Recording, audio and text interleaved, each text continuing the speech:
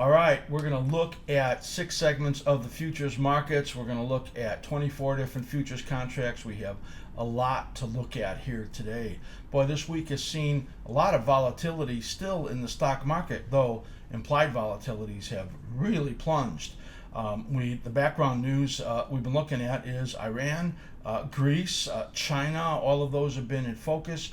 The stock market was in a seemingly deep, steep correction. Fell about 4%, but then, as we've seen in the past for, well, this whole year, it has not been able to maintain the decline, and we saw a sharp rebound in the stock market. The action on the short term was pretty much in line, but the amount of bounce that we've seen here in the stock market is pretty excessive. Came up to a very big resistance level today, and we're going to look at that as we get to the stock market results in just a little bit. We're going to also start out here, as we always do, with a look at the energies. Then we'll do the foreign exchange, the metals, treasuries, stock index futures, and the grain. So a lot to look at here. We'll try to move it along quickly. We're going to start out with light crude, as we always do. Light crude pulling down today. It's been pretty volatile, surprisingly. On that day that we had the news come out about the Iran deal, light crude went down a little bit, but then started to bounce. Actually finished up on the day. Today pulling back again, and it's got an interesting flag pattern forming on the daily chart. First thing we always want to do is start out in the weekly chart. Now, more and more things are going to be notated on these charts as we move forward. We now have an ASLIM technical team working on these charts, so we can add more and more information to them, and you'll see that as we move along, and especially those in level 4 subscription that get these charts every single week. You're going to see a lot of information on them, especially that which has been added to the daily chart. So let's start out now looking at light crude. This chart is the weekly chart. Whenever you see these colored boxes in there, those are phases. They tell you when it's been in a long-term positive phase, long-term negative phase. And this period we're in now, see this little yellow zone right over here? That suggests a corrective phase. And you can see, let's just look at this last cycle right in here. You can see it got down right down to that support area right there, and it's been kind of hovering in there right now. So this was kind of an area where there was a synchronicity of lows in all of the energies, and that brought us to what we expected was going to be a good sized correction, and that is what we got. So the market's still looking quite soft. When I look here at the daily chart, we'll put that up, you can see all these big resistances up there coming off of the intermediate patterns. And let's look at this shorter term pattern that we have in here right now. We'll take a look right in here. We'll take a little closer look. And this pattern we're in is not a great pattern. It makes me wonder if we are finished with this corrective period or not. You can see this pattern right in here. That's this, came out perfectly. And then we're getting this bounce. Now, this area here could have brought a pretty good bounce, but it hasn't. And if anything, you see a bear flag forming in here. So that has me wondering. Now, if you get under this low right over here, where it made about 50, what was that low? I think it was around 50.30. Let's highlight that and get the low up there. That was, I'm sorry, 50.58. If it gets below that level, then it's likely we're going to see some extended period still on the downside, and we won't have made the intermediate low. So important area right here. I don't like this bear flag that's forming in here, so there still is risk here in the oil market, and down $1.30 today. You can see that. So we're going to switch over now, go back to the weekly chart, and we'll take a look at gasoline. We'll get gasoline to fill up the chart here, and this is also a similar pattern where you can see that there was a low due in here, and it's made a lower low this week where light crude has not. So that says to us that this corrective period that it's in is not complete yet. You can see the 34-week moving average here. That might be the spot around between 179 180. It's trading 188 right now, so that would be a long way down. and it's still not a completed bottom that you can see, similar to what we're seeing in the energy. So bottom not showing up yet in this group yet. Everything here in line though with expectations, no big changes in these patterns, and we'll just have to wait for them to tell us that the bottom has been established.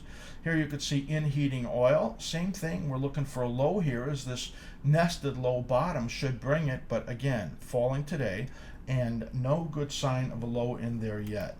Switch over now to natural gas. We'll take a look here at that weekly pattern in natural gas and bring that one up, and again you can see we were looking for this area, let's get a closer look here, as a sharp area of potential advance. So as it got right in here and completed a triangular formation that you see there in this green zone, we thought there was a potential for a sharp rise. We have been getting a rise. Some people might even say that was sharp. Here is the pattern as it formed in here. Now these, the smaller brackets that you see in here, this one actually was a little short, so you can see how anxious it was to start moving on the upside. And so now you have these nested cycles pushing up, and that sets up a bullish scenario. So if you get above this level right over here, that's even more bullish. And that's roughly 295-ish. And that would be a setup for an acceleration on the upside to at least the top of the range up here, which is over the 315 area. So that looks to me like a solidly bullish pattern. That is what we were looking for. And light crude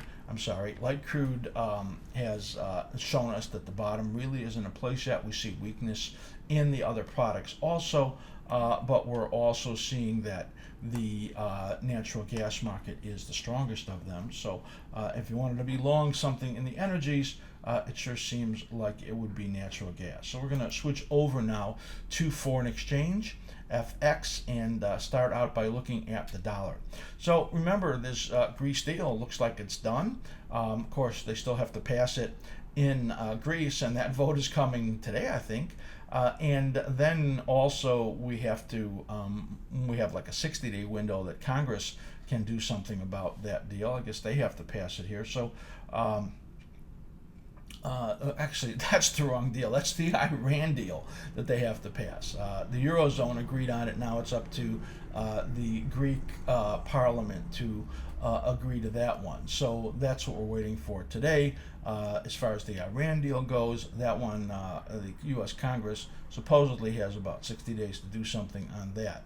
So we're going to look here at the dollar index. Now, what's really glaring at me here in the dollar and comparing that to the euro currency is that the dollar to me is in a very negative pattern. Now, to me, there's a strong likelihood that it's going to roll over to the downside pretty soon. So I'm going to show you what that pattern looks like right here as we move the chart in place. And you can see I have the highest probability analysis marked in here. That's whenever you see these dotted lines, that's going to be the projections of the cycle.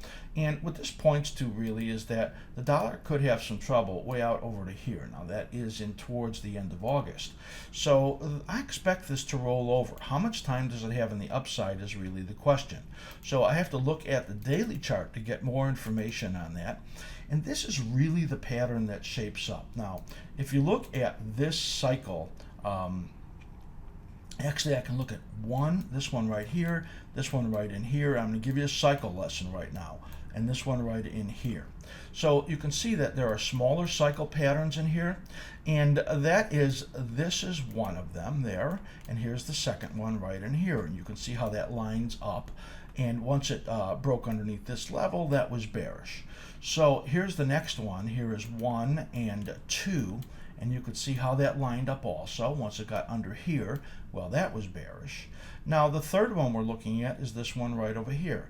Now, this is a nice steep one to the upside. That's this decline showing up right here, as you see the intermediate declines in all of these. And then we get into this rally. Now, we're in the rally right now. There's no question in that in my mind. Then what happens is that when this rolls over, then these both take effect. And that, what I just showed you on the weekly pattern, is when this can join with that pattern and cause some pretty good declines. What that would mean is that there's like a week or so potential rally still in here, small, and then potential of rolling over pretty sharply in the dollar.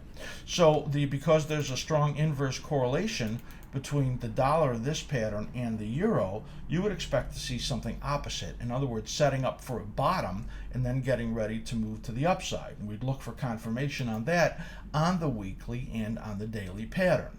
So we're going to switch here over to the euro, and you can see in here that we are at the point where it is getting ready to turn up. So the question is, how much more downtime does it have here before this pattern takes a hold and begins to move to the upside? So again, we go to the daily pattern for that and to try to get some help on it. Number one, you can see this is a pretty good support zone that it's in right now. Number two, the shorter term pattern, which should be opposite of the dollar. Remember, I said the dollar looks like it has maybe another week it can go up and then roll over to the downside.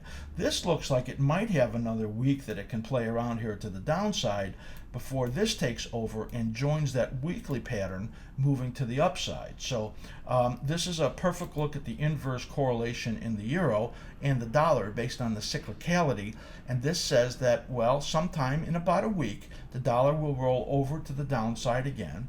It's plus or minus several days, we can't pinpoint it, and that means that the euro currency will likely begin to move to the plus side.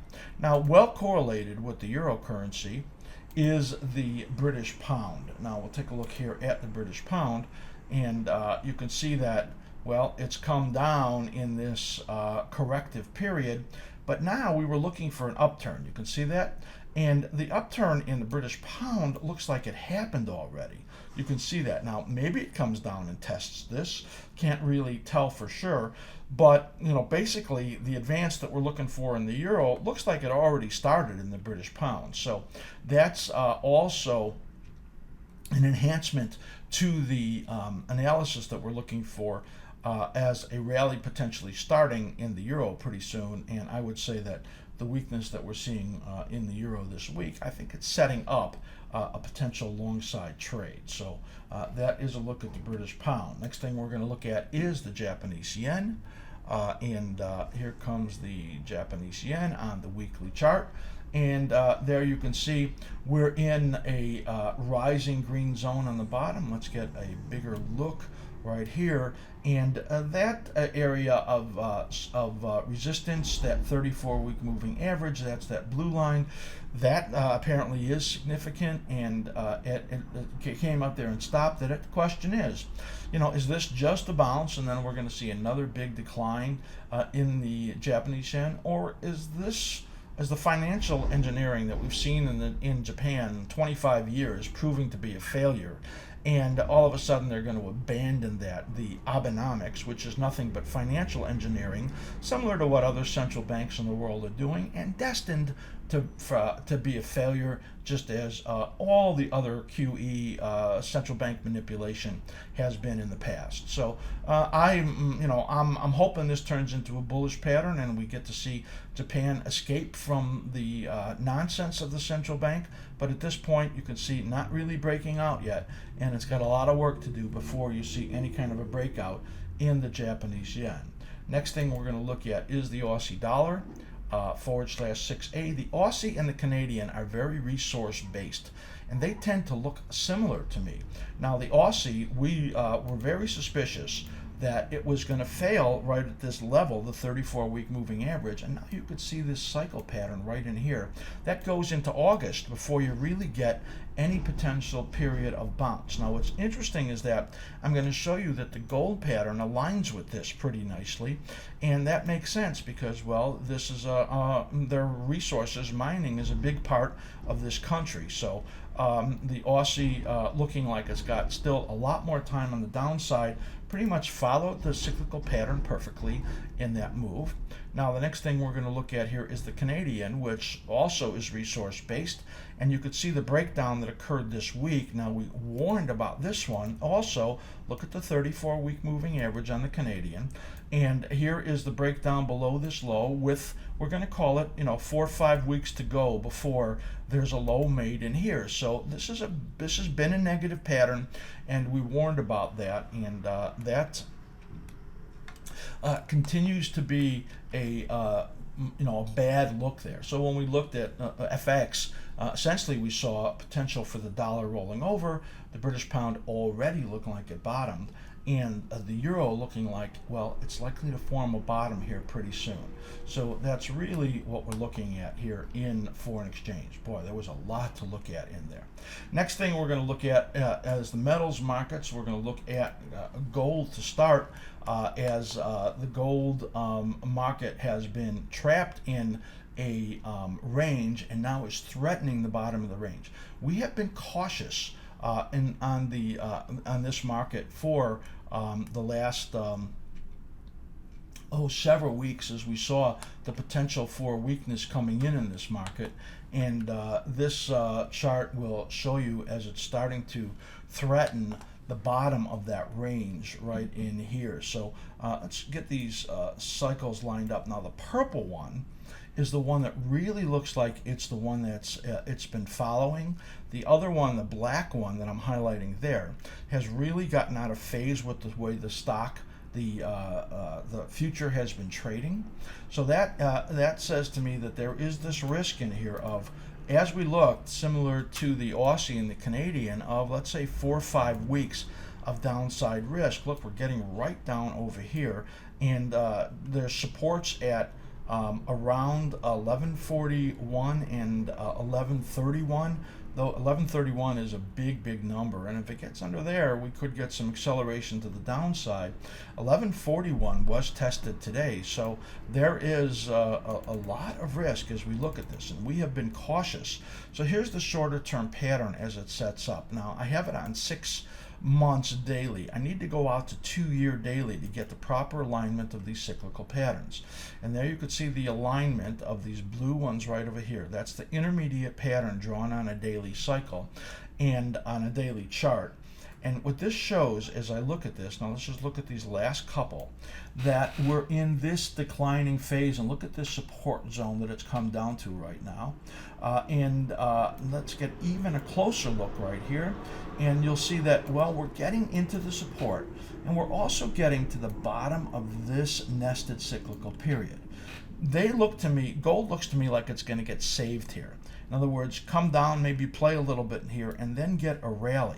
But then when this bigger pattern pushes down, which is that intermediate pattern with 4 or 5 weeks to go, and then this one rolls over again, that's when there's going to be a lot of risk. So I'm thinking that it's going to hold right in here in the next couple of weeks. But then as we get out into August, there's going to be more risk. And that's likely when we make an important bottom and set up a much better rally for late August and September. So key time right now for gold as it gets down to the bottom of that chart. When I look at silver, you're going to see a very similar thing here in the silver market, as it has also about 4 weeks to go in this pattern on the weekly chart. So that does not speak well for either silver or gold at this time. I'm going to remain cautious. I'm not trading on the short side because, again, even if they break these numbers, I don't see a lot of downside there. Under 1131, well, that's going to get me pretty nervous and wonder whether there's going to be a throwaway before we see the bottom in here. But there's a good reason for caution in here. And don't forget, I am very long-term positive in gold, but it's just not setting up right now.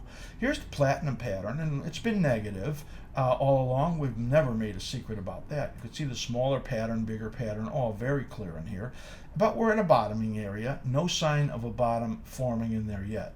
Copper, on the other hand, which had a big breakdown just a week ago, had a very nice looking hammer bottom in there. And let's get this copper up here. Come on, this thing is so slow. I'm still waiting for TOS to put a patch in here to speed these things up. They've really been slow. So here's the breakdown and the hammer bottom right at the point of the nested cycles. And that says to me that, well, this is an important bottom. Now we're getting into a period of rally in copper. We're likely to get a rally up here into these resistances.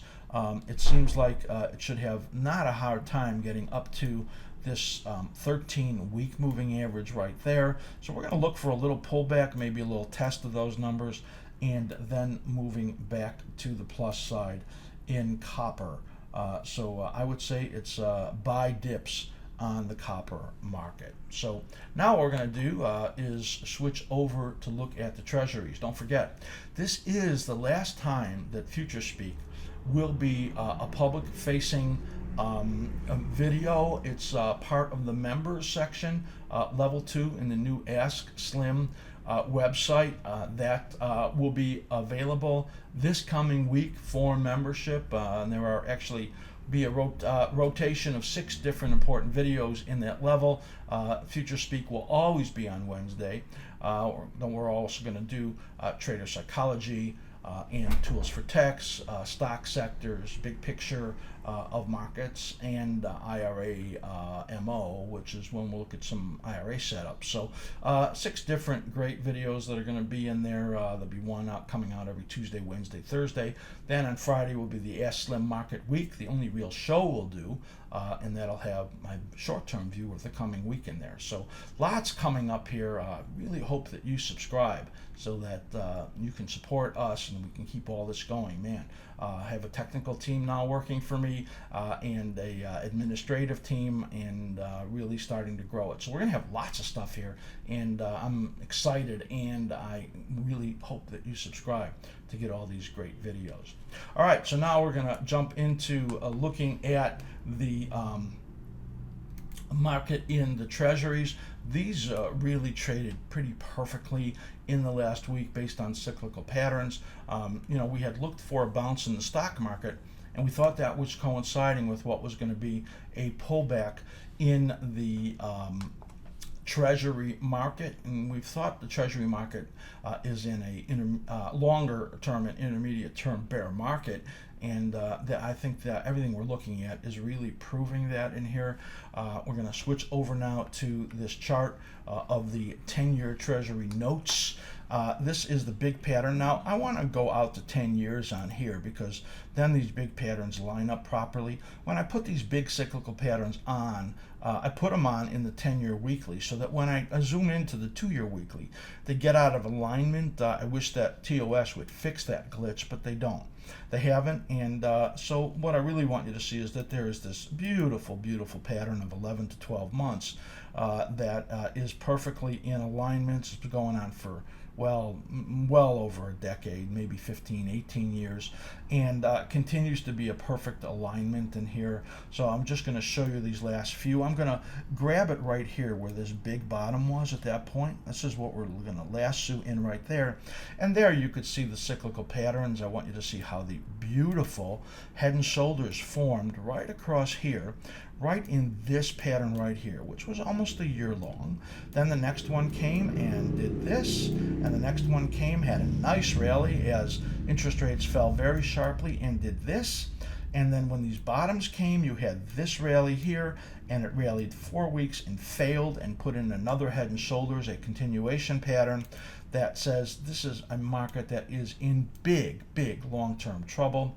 Now that of course means interest rates are going up. Janet Yellen today said as much. She's liable to go very slowly with it. The the bond market may not let her though, because it's going to get way ahead of her if we get any kind of decent growth out there. So this is a bad picture that's shaping up here. This is that big negative pattern. This was an important 24-week low. It's made up of 2 pieces. See the clarity in those 2 pieces right in here.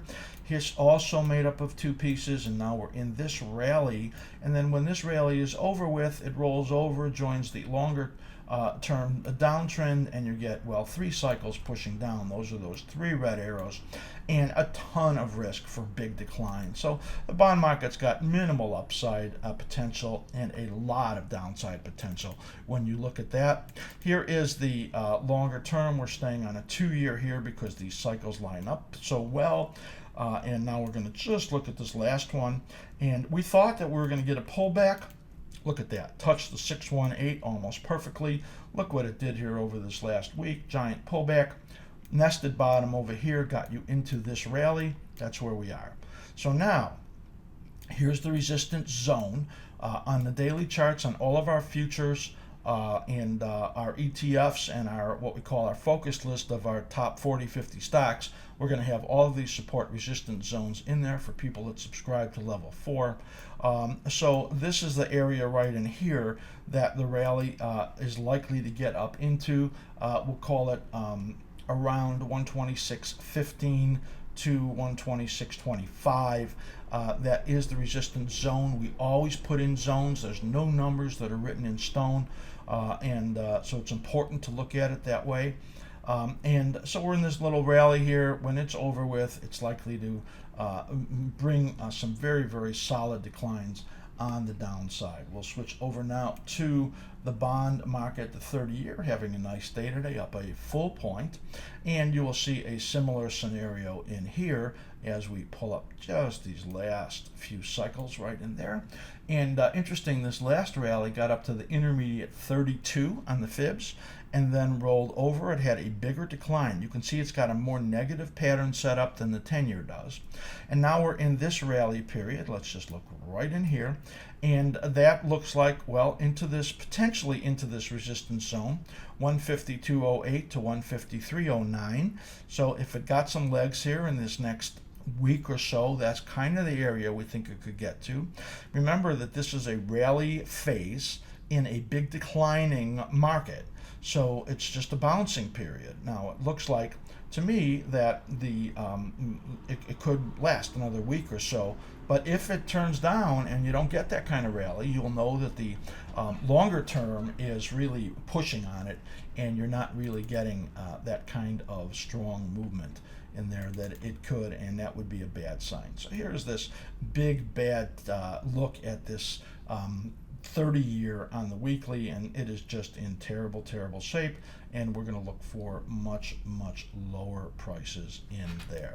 So that is a look at the Treasury market. Now, the stock market, this stock market has turned into went from a really weak market, implied volatility soaring up to the 20 number, and then the market, after the Greece news, and who would have guessed that the Greece news had that much effect on implied volatilities plunged to under 13. And so the fear essentially came out of the market, and then the stock market got a good rally. The question is it still stuck in this big topping zone that it's been in for this whole year, putting on these 3 to 5% drops and then coming back really, really strongly? The Estlin market condition indicator, last week I showed that, and it showed a pretty significant deterioration in the longer term trends and how they affected how they're affecting the market. Now, it's really been improving this last several days as the upside has been very, very significant. And we're going to look at the S&P 500 here and the NASDAQ and the Russell. In fact, let's start with the NASDAQ NDX. For those of you that have been following this FutureSpeak, it was back several weeks ago that I saw a particular pattern that was forming that showed 9 weeks that had me wondering about whether or not there was more time and going to be a further correction. It got some strength in the middle. I wasn't sure about that. It got really weak, and now there's some clarity here in these patterns. The question is, are we going to explode on the upside and again test in the S&P 500 that 2157 number, which is a pretty good Fibonacci projection, or are we going to just roll over in here and stall again, as we have for all of these months, and then have a big decline. And there's no clarity in here when I look at this. The shorter term patterns have been just spot on, incredibly spot on, and now moving up to an important resistance area. So we're going to switch over now, take a look at this chart in the NASDAQ. Here's the weekly chart right in here, and up to, again, threatening these areas where it failed from like 3 times in the last several months. Now here's that 9-week low right over here that said to me, it was a pretty good idea that it would fail, give us a little bit more decline. I got to tell you, I didn't have a lot of confidence in that when I saw that come up, and I haven't had a lot of confidence in these patterns, though they seem to be laying out pretty well there in the NASDAQ. So that's a look at the NASDAQ, and I'm going to switch over to the Russell now. Now the Russell has been the strongest index. It continues to be on the Aslan Market Condition Indicator, the strongest index. And here you could see on this pattern that it came down, had a break, tested this 34-week moving average as it's done in the past. Quite a number of times actually right in here. That was pretty good tests. Couldn't get to it here, tests it here, and then moved to the upside again. Still in this green zone right in here and rising, but this about to take hold. So that makes me wonder whether if we get some more upside in here for the general market, whether or not we're going to roll over and go back into another correction. Again, I don't have a lot of clarity in these intermediate patterns, and I just wish that I did. Now we're going to switch over to the S&P 500, and I'll show you the shorter term pattern in here. Here's the weekly, and I have all of the upside resistances put in there. Let's bring up this bigger pattern right in here that you can see, and this big arch right here is really, really important. That cycle bracket, that's what's been driving the market on the upside in here. But you can see the pattern at the ideal crest right in here is maybe starting to roll over when you look at the way that cyclical pattern looks there. So that's the question. The question also is, is it going to shoot up and get through these levels, 2134, and go for that next resistance at 2157? I just can't call it in here. I mean, it's been trading in this zone for so long between the 2030 and 2130 area that we'll just call it stuck. That's all we can do is call it stuck. Now, when I switch over here to this daily chart, now we need to look a lot closer to see these repeating patterns right in here. And you could see, it may look like a messy chart to you, but for those with trained eyes that are looking at these cyclical patterns, this low right over here was just spot on. And you can see these counts in here of lows, 12, 12, 14, 14, and then moving up. So we're in this rally way up here. This is the 78% retracement level right here. The fact that it got there is almost shocking to me that it got that high, but I guess in a market like this that keeps being resilient after these big breaks, it shouldn't be that big of a surprise. Now you can see this pattern in here suggests that it's going to roll over right now. Remember, we're getting 12 to 14 days. Right now we're 6 days into this rally, so that means at some point it rolls over here and that gets some kind of a bigger break. Question is it going to get up and test these highs first? If it does that, well then the next resistance above that high up there is what we were talking up before, that 2156 number. Again, I can't call it. I'm surprised by this level of strength, and the short-term patterns just pretty much absolutely spot on. This area right in here, 2011, 2012, a very, very big area that it got up to. We've got this doji forming today, and I gotta wonder whether it's going to stall here or not, but very, very hard to make the call. These intermediate patterns, when you get into ranges like we're seeing right now for 5 months, those get really tough to call, and you just, I guess, got to wait it out. Look at the shorter term. Shorter term to me says right now for S&P 500 for the stock market, important area here. We get through here, very likely to test 2134. So I'm just going to say not 100% sure here. I'm just going to keep following those shorter patterns, which have been very, very valuable. So we'll keep looking at that. All right, the next thing we're going to look at here is the grain market. To wrap it up, we're going to look at corn, wheat, soybeans, and oats. the cyclical patterns in here. And when I say cyclical pattern, that means the rhythm of the market identified by the cycles. I'm going to do some basic explanation of them along the way, and then there'll be a cycle workshop produced for the website moving forward. So you'll be able to click on cycle workshop and essentially just sign up to be notified that you're interested in that when that site opens up, and then when we get it produced, we'll send you an email about that. So it's coming sometime probably in the next few months.